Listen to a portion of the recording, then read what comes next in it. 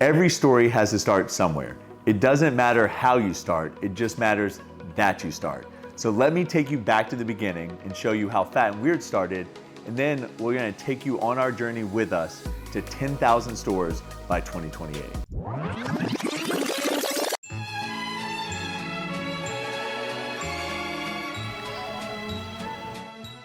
So we're in the kitchen where it all started. It's hard to start a kitchen style business if you don't have a place like this. So I'm very thankful that Jeff has a Europro Kitchen. It's a franchise here in Panama City, because obviously I don't think we'd been able to start Fat and Weird without this.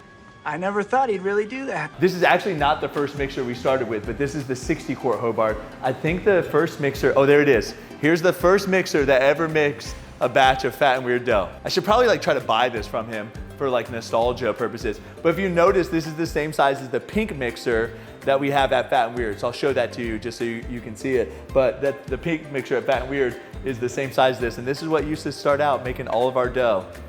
It's crazy. Little mixing bowls down there. These are the ovens that baked the first Fat and Weird cookies. So you can see this was our kitchen. It's obviously actually a pretty big kitchen space. The hard part is obviously keeping up with your dry ingredients, your frozen stuff like that. So we mixed and baked same day because we didn't have a lot of storage space back then when we started. Little 3-compartment sinks. I remember we used to have to wash all those baking trays in the sinks, and they don't fit in there, so you'd have to tilt them, wash one side, tilt them, wash the other side. It took forever to bake or to wash all the baking trays. Make sure the floors and countertops are clean before you lock up. You rent space in this dry storage locker, and you kind of have your own chicken coop, if you will. So I remember I think ours was down here. We ended up having this one, and then we ended up taking 2 at one point. They were renting both. Oh, those are the sealers that we started out on. So there you go. That hand sealer right there. That was our first sealers. You can see everyone in here kind of has those sealers. Look, they're right here. They're called impulse sealers. Yeah. We rented, a locker in the dry storage. We had our own little lock and locker. And you can see now how much storage we have now compared to this, but you start somewhere. When we came in here, there was actually no freezers in this part. I think we started a trend of adding freezers to this location. You can see how many freezers and stuff are in here, but this is actually a very similar model to what we started on. It's just these double door freezers, or fridges really for us when we were here. So we can keep all of our butter and eggs and all of that ingredients. And then we had the little dry store lockers, like I said. And then there would be a few times that we'd literally bake cookies here, we'd seal them here, and then we'd bring them in here to actually box them and ship them out of here too, when we first started. But after we kind of grew and we weren't able to do that, we would bake them here, we'd seal them here, and then we'd put them into those storage bins that you still see us using now. We put them in those storage bins, and then we take those storage bins to my parents' warehouse to ship them. So we gotta check out my parents' warehouse where we used to ship everything, and we gotta check out our second kitchen that we moved into before we built the Fat and Weird HQ. So this space is actually probably all said and done about 1,500 square feet. So we went from this place, sharing it with other people, to moving into 960 square foot of our very own building. So we had a lot more storage space, but it was a lot more cramped. What is up? My name's Adam Cantrell. I'm the COO here at Fat and Weird Cookie Company. On our road to 10,000 stores, we've got 2 main issues that are popping up first. Get my lawyer. Our e-commerce side. Those of you that have been familiar with the brand for a while have gone to fatandweirdcookie.com, have ordered our products. We have to keep you guys happy, so we have to keep cookies churning out while we're trying to fulfill distribution centers all across America. We are making so many cookies here, it's making my head spin. The rollout with distribution is gonna help us in our road to 10,000 stores. Obviously, we can't ship that many packages out of here ourselves. This can't just happen. But what we can do is package our cookies onto pallets and send them to distribution and let them handle the rest. Our goal is to find national retailers near you who want to carry our bites, our gourmet take and bake, and any other of our delicious offerings that we make here at Fat and Weird. You got any with nuts? See, the thing is, our goal isn't just to get our cookies into 10,000 stores. It's to get our cookies to you as fast as possible. We started with the mail, we could get them to you fast. We moved on to a national partnership with DoorDash, but we want to be all across America, make our products accessible to you in grocery stores, gas stations, movie theaters, everywhere. And to do that, we need the help of these distribution centers. So while they are causing a ton of headaches for us, they are basically growing pains that we're just gonna keep bobbing and weaving with, I guess. Today is a trip down memory lane, that's for sure. This parking lot, man, I've dropped a machine out of the back of a truck in this parking lot. Drop your weapon, soldier. These people next door actually used their forklift to help us get some of the equipment that we had in here. Obviously, a lawn company owns this building now, so I'm not gonna take you inside, but I'm gonna do a quick walkthrough. But you can actually see they have the oven or the vent hood out of here. I don't know how long it's been sitting out here, but this was the old vent hood that was up inside the building right here. And then I had to add a mini split AC unit, which is right here, to this building because it was so freaking hot in there because it's so small and we had both the ovens just going nonstop. They have like these logos and decals on this, but when we first moved to this building, I had to tint all these windows because the sun was just so hot coming in. It would just you just felt the heat coming off of it. And if we stored any chocolate or anything along these walls, it would melt. So we had to tint the crap out of these windows. That actually goes to a bathroom. So we had to like cut in an interior door because for some reason the bathroom, you came in through the exterior. It's weird. Yeah, man, this place is an interesting place. Social media has been a huge part of Fat and Weird Cookie, if not like the biggest part, honestly. So Brad and I had our own personal social media accounts on YouTube and mostly Instagram. And we did a lot of fitness and coaching, and that's where we came from. And then it slowly transformed into, you know, sharing our life and our lifestyle, and then we quit our jobs and started Fat and Weird Cookie. And so from that point on, our personal accounts just grew.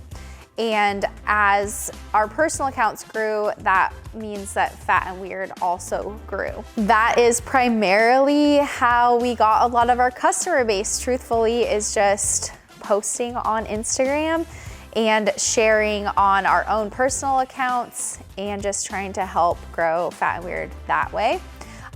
For probably the first 2 years of our business, I was the one who created all the posts, you know, posted things. Brad took pictures of the cookies, and most of the time it was a really interesting dynamic when we went to take videos and pictures because we would just get frustrated with each other, and that's the behind the scenes part, I guess. Like, the video looked great and everything looked perfect, so gooey and you know, awesome to the viewer, but behind the scenes it was just like a disaster most of the time when we went like once a week to, you know, film our cookies or announce a new cookie. Brad and I both kind of like teamed up on naming everything and kind of like the marketing aspect for social media. We always wanted to have fun with the names and, you know, keep it super weird, I guess. Brad has a great mind for coming up with names that are, you know, not directly related to the cookie, but they kind of just are an ode to the flavor. So like, Don't Slip is, you know, a banana pudding flavor. So don't slip on a banana peel. That's pretty common. Pitch Intense, which is our s'mores cookie. When you're eating s'mores, you're often like out camping. So of course you're gonna pitch a tent. And you know, some of them are more like tongue-in-cheek kind of names. So, you know, people have their feelings about it, but we like to stay weird and out there. I think that's what we're known for.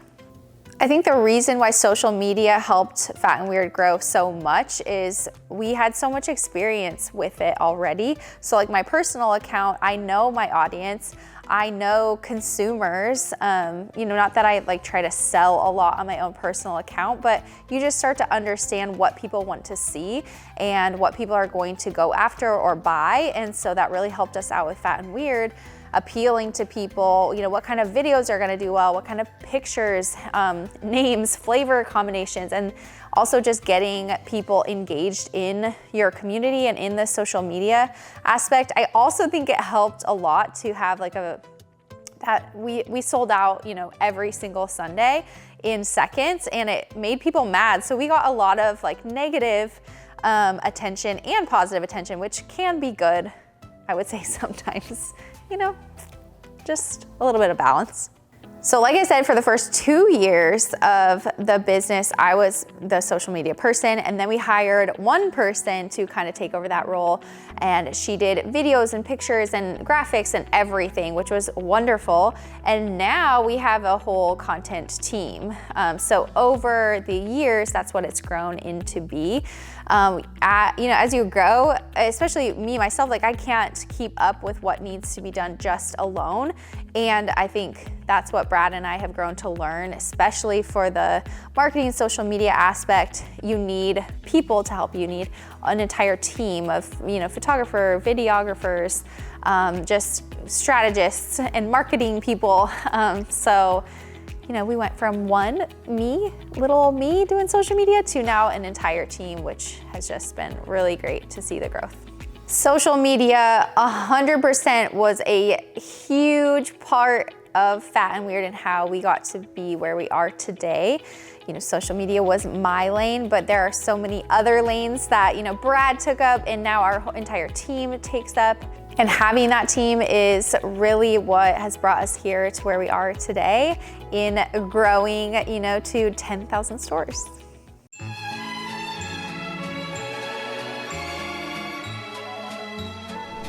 All right, so when we would bake all the cookies and seal them up and put them in bins, we'd drive about a mile down the street to my parents' warehouse, and that's where we'd ship out of. That's also where we shipped out of when we were in Your Pro Kitchen. We would take them over to my parents' warehouse once we got to the point where we couldn't just ship them out of that little kitchen office that you saw. We used to back a van up right to this door, and then we'd carry all the bins in here, and we'd put them on pallets. And then we'd take those pallets, and we'd load it up there to that landing on the second floor. So we'd have to like clear out this whole area, and then we'd like take the pallets and we just put them up there. Thousands of cookies. So this is kind of like my parents' conference room / they have some office space up here, and they weren't using it at the time. So we would, you know, bring the cookies up there. Well, I guess I'll show you the whole process here. So we'd raise the cookies up here, and then we'd have the big bins, and we'd take all the bins like this. Carrying the bins still all the way into the conference room, and this is where we started out. We literally, you can see the scratch marks on the conference room table of us like loading the bins on here. So we'd have bins all over this table, and then we'd have boxes just lining this wall over here with all of the Fat and Weird boxes that we built ahead of time. And this is where we first started shipping. And then there was too many cookies, and we had to expand out into the other room, and we just like lined tables on it. So I'll kind of show you what that looked like. All right, so then we moved into the part where we had tables here that held all of the cookies, and then we'd have people at like check stations right here, and they would actually be like finished packing the orders, and then they would close up the box and send them back out to that pallet, and we'd stack pallets, and then we'd have to lower the cookies down for shipping, like for USPS or FedEx or whoever to come pick them up. So this was the OG shipping room. It's actually really funny, I think about now, is like, you know, you'll see when we go to our kitchen, like when we seal cookies, they just go straight into the shipping room and they get shipped out, and it's like such an easy process. I used to have to do a lot to ship a cookie out, like moving it from one location to another location, bringing it upstairs, bringing it in here, then packing it up and bringing it back down. Now it's like too easy. All right, okay. Hey guys, my name is Alex and I'm the CTO and CMO of Fat and Weird Cookie. So what does that mean? Basically, anything that has to do with the tech side, software pieces, website, logistics, all that kind of stuff, that's one side of what I do. And then the other side is the marketing, branding, working with the creative team, all that kind of stuff. So I absolutely love what I do. What do you mean? I'm from Texas. I work in the Dallas area in Texas. And one of the challenges, or one of the things that you know make it interesting of what I do, is I am remote. So what that means is we have to do really good communication, we have to do really good systems, and that's how we can work efficiently when we have people, you know, around. Some people are in-house and some people are remote, and it just makes it really fun because we can do the things that we do just as if we're right next to each other. A good soldier never leaves a man behind. So, you know, lots of cool development that we're working on when it comes to our manufacturing process and our logistics and everything, and also working on a lot of new things when it comes to the road to 10K stores from the marketing side. So doing, you know, fresh new ads, doing new creative concepts, going to the next level in our branding and marketing, basically. So that's what I do, half tech, half marketing, and I love every minute of it.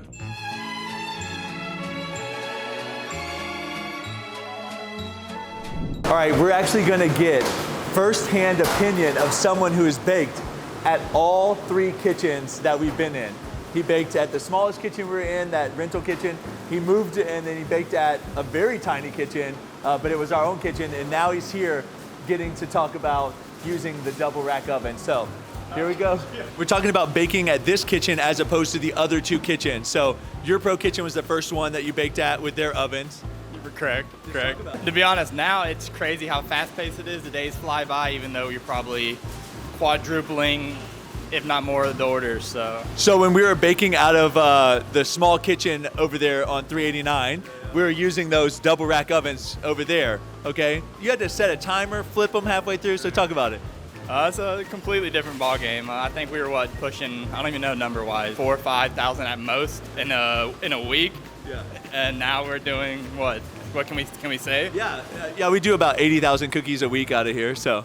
So for sure, it was a struggle, but it's fun, and it's crazy to see how far it's come. Good job. Well, how much longer did it take just to even bake like a oven full of cookies? Like here, obviously, it's like you roll in the rack, you load up the racks and roll it in, but there you had to like I said, set a timer, twist the cookies, so you couldn't be doing anything else really. So it was crippling at times, exactly, because it was just me baking. Go make me some. So I was unracking the cookies, putting them on the pan, lining them up in the best as I can. Like Brad said, the ovens weren't cooking correctly, so I had to switch it up, change them top oven to bottom oven, flip them around, stuff like that. Now you just rack up 15 pans and throw them in the oven and let it do its work. So. Yeah, so I think our biggest week ever was like during COVID. We baked 12,000 cookies, and really over like 4 days when we were doing that. So that'd be like 3,000 cookies a day, and like here, you know, we're obviously baking closer to like 15,000 cookies a day. So, you enjoying it? Love it. I paid him to say that. So obviously when we were at Your Pro Kitchen, we were using the double stack oven they had there. Then when I moved to that second kitchen, I'll just call it like kitchen number 2. You serious? We bought our own double stack oven. So these are the ovens that we were using that Wade was referring to, where you kind of had to like rotate where the pans were, spin them around, things like that. And then when we moved into here, the first oven that we moved the double stacks, but then we brought in this double rack oven, which could essentially bake like 3 or 4 times as many cookies at a time. And then obviously it spins itself, so you don't have to do that. And then recently, within the last like 6 months, we've added on another single rack oven. So our baking capacity, I mean, not quite doubled, but 50% more. Man.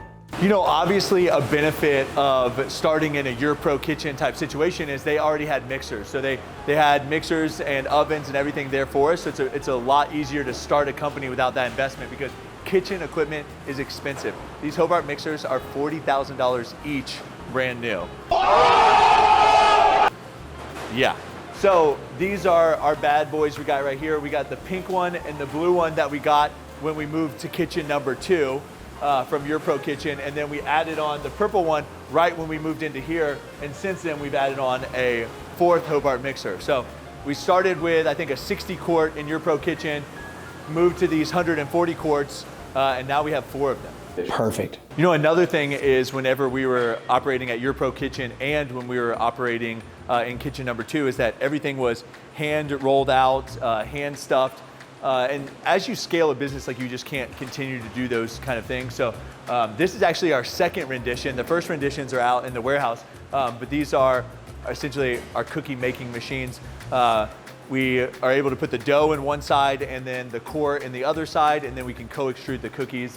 That's how we're able to do our bites as well. It's a much smaller process, a little bit different machines, but same philosophy. So you just have to have equipment to scale when you're trying to, you know, reach out into wholesale. You're goddamn right. Obviously, we've moved away from reach-in fridges and freezers like we had at Your Pro Kitchen and kitchen number 2, and now we have massive walk-in freezers and fridges. I think we have close to 12 to 1,500 square feet of cold storage, which is crazy because the building that we used to be in kitchen number 2, was 960 square feet. The entire building was 960 square feet, so. Obviously now we have 2 sealing machines. The second one was added about 6 months ago, kind of like our second oven was.